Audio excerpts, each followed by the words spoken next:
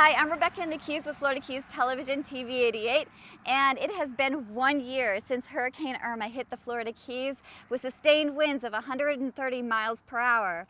The eye hit Cudjoe Key, 30 miles south of Marathon, Florida, and today we're going to talk to Marathon officials about what they've done in the last year, the progress that they've made cleaning up their beautiful city, and what we still need to do. So stay tuned, Marathon, Florida, 1 year after Irma.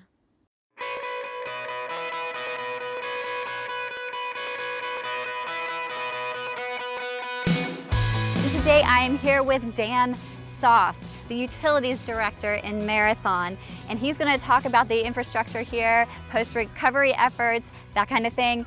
Dan, how are you doing today? I'm great. It's good to be here. Wonderful. So tell us about post-Hurricane Irma. How did you handle that as the Utilities Director in Marathon?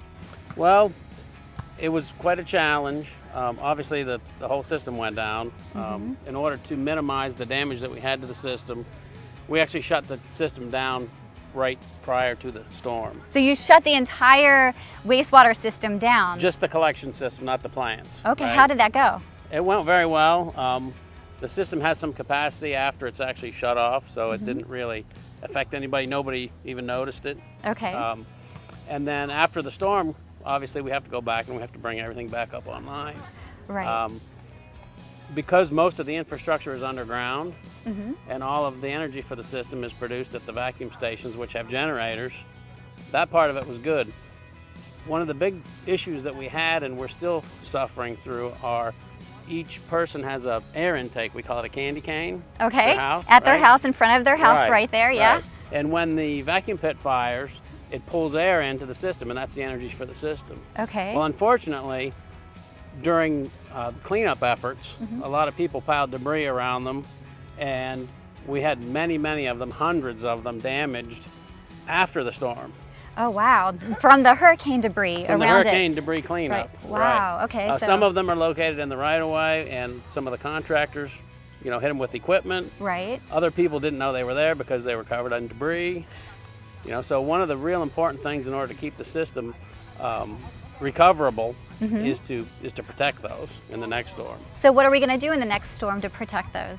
Well, the candy canes, or the air breathers as they're called, are on the private property side, so they don't belong to the city. Right. So residents have to yeah. know to protect them themselves. Right, and that's the message I'd like to get out today. Is okay. You own that candy cane, and we're going to ask you to repair it if it gets broken, and the best thing for everybody is let's not damage them. Let's protect them. All right, so Florida Keys residents, protect your candy canes. That's one of the takeaways from today. Yeah, we had no idea that particular problem was going to be so prevalent. Okay. It was quite a surprise to me. What other lessons did we learn from Irma?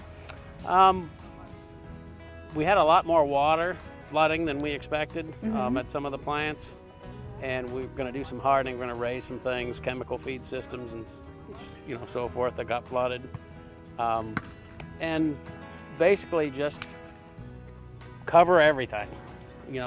With the flooding got into a lot of the electrical equipment, but also the wind-driven salt water, it's basically salt water at that point, right, got into some of the electrical equipment, caused us a lot of problems. So how can we help? What can we do in the future? Yeah, we're going to wrap everything in plastic, and duct tape it together and just keep that water out of that stuff. So if I own a home and a hurricane is coming, I wrap everything up?